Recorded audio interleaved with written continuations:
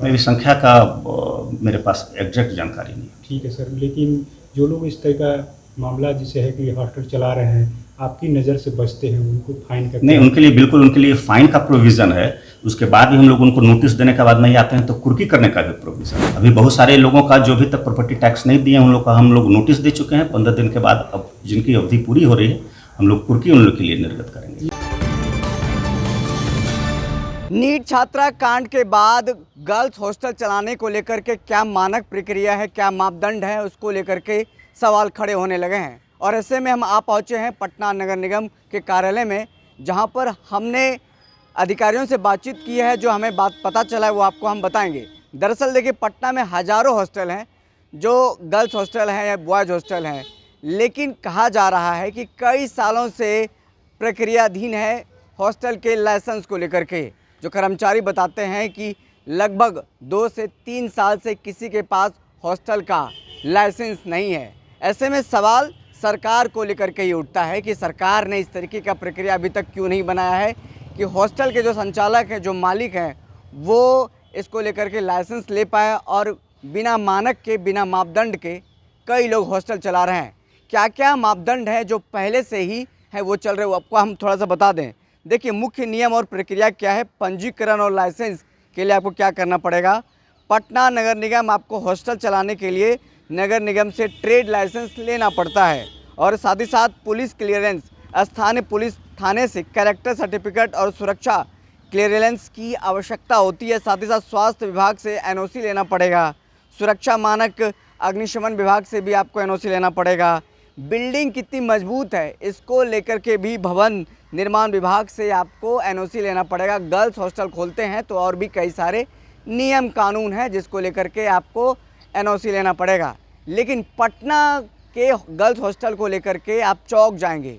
जो बातें हमें पता चला है नगर निगम के कर्मचारियों से, ऑफ कैमरा उन्होंने बताया है कि 2 से 3 सालों से किसी के पास गर्ल्स हॉस्टल चलाने का लाइसेंस नहीं है। ये लाइसेंस की प्रक्रिया चल रही है, पूरा सिस्टम बन रहा है सिस्टमेटिक तरीके से। और ये सिस्टम बन रहा है विभाग में, नगर विकास आवास विभाग की तरफ से। कब बनकर तैयार होगा, और भी ऐसे घटनाएं होंगी, और भी छात्राओं की मौत होगी, तब जाकर के विभाग जागेगा, तब जाकर के लाइसेंस मिलेगा। लेकिन सवाल जब हमने पूछा, इसका जवाब नहीं मिला। लेकिन एक सवाल का जवाब हमें मिला है। जो राजन सिन्हा हैं, अपर नगर आयुक्त, उनसे जब हमने बातचीत की तो उन्होंने कहा है कि 2 तरह से पटना में टैक्स लिए जाते हैं, रेसिडेंशियल और एक कमर्शियल। और शंभू गर्ल्स हॉस्टल जो आता है वो कमर्शियल में आता है। अभी तक उन्होंने चेक नहीं किया है, चेक करके बताएंगे हमें, तो आपको हम बताएंगे कि वो टैक्स देते थे, रेवेन्यू देते थे या नहीं देते थे। इस पर अब कार्रवाई होनी है। तो नगर निगम भी पूरी तरीके से तैयार है, चेक कर रही है। अगर वो रेवेन्यू नहीं देता होगा, टैक्स नहीं देता होगा, तो उस पर कार्रवाई होगी। क्या कुछ कहते नज़र आ रहे हैं राजन सिन्हा, पटना नगर निगम के अपर आयुक्त, सुनिए।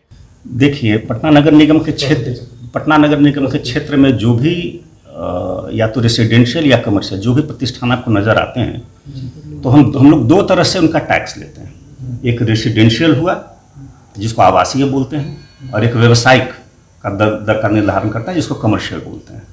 अगर कोई मकान में कोई हॉस्टल चल रहा है तो ये कमर्शियल एक्टिविटी के अंतर्गत आता है, उससे हम लोग कमर्शियल दर से उस प्रॉपर्टी टैक्स लेते हैं। सर, कितनी संख्याओं का तो कुछ आपको पता? मेरी संख्या का मेरे पास एग्जैक्ट जानकारी नहीं। ठीक है सर, लेकिन जो लोग इस तरह का मामला जिसे है कि हॉस्टल चला रहे हैं, आपकी नज़र से बचते हैं, उनको फाइन करते नहीं, हैं? उनके लिए बिल्कुल, उनके लिए फाइन का प्रोविज़न है। उसके बाद भी हम लोग उनको नोटिस देने के बाद नहीं आते हैं तो कुर्की करने का भी प्रोविज़न है। और हम लोग करते भी हैं, पिछली बार में याद होगा हम लोग बहुत सारे प्रतिष्ठान का, हाँ बिल्कुल, हमारे जो रेवेन्यू की टीम होते हैं, हर अंचल में एक आरओ है, रेवेन्यू ऑफिसर और एग्जीक्यूटिव ऑफिसर होते हैं, उनके नेतृत्व में विशेष अभियान चलती है। अभी चल ही रही है वो अभियान। अभी बहुत सारे लोगों का जो अभी तक प्रॉपर्टी टैक्स नहीं दिए उन लोग का हम लोग नोटिस दे चुके हैं। 15 दिन के बाद अब जिनकी अवधि पूरी हो रही है हम लोग कुर्की उन लोग के लिए निर्गत करेंगे। ये जो हॉस्टल चल रहा था, जो मामला सामने आ रहा है, क्या आप लोग को नज़र में था कि कमर्शियल है कि क्या है? नहीं, पर्टिकुलर ऐसे पूछिएगा तो नहीं जानकारी दे पाएंगे। सर, अब तो जो घटना घटी है उसके बाद से तो अब नगर निगम भी सजग होगा, नगर निगम भी अपनी। नहीं, हमारा तो बस वही है ना, प्रॉपर्टी टैक्स से संबंधित मेरा चीज़ है, वो तो हम लोग पहले से भी सजग हैं। हम तो रेवेन्यू जनरेट करने के लिए हम लोग चाहते हैं कि जो कमर्शियल है वो कमर्शियल प्रॉपर्टी के उस दर के हिसाब से हम लोग उनसे रेवेन्यू। तब सुन रहे थे तमाम मसलों को लेकर के क्या कुछ बताते नजर आ रहे हैं। शंभू गर्ल्स हॉस्टल इन दिनों व्यापक चर्चा में है। चर्चा नीट छात्रा को लेकर के जिस तरीके से पुलिस ने आनन फानन में बता दिया इस मसले को पूरे सुसाइड को लेकर के, लेकिन जब पोस्टमार्टम रिपोर्ट आया उस पोस्टमार्टम रिपोर्ट के बाद क्या मामले सामने आए वो आपने देखा सुना। फिलहाल इस खबर में इतना ही, हमें दीजिए इजाज़त, फिर मिलते हैं किसी बड़ी खबर के साथ। तब तक के लिए बहुत बहुत शुक्रिया।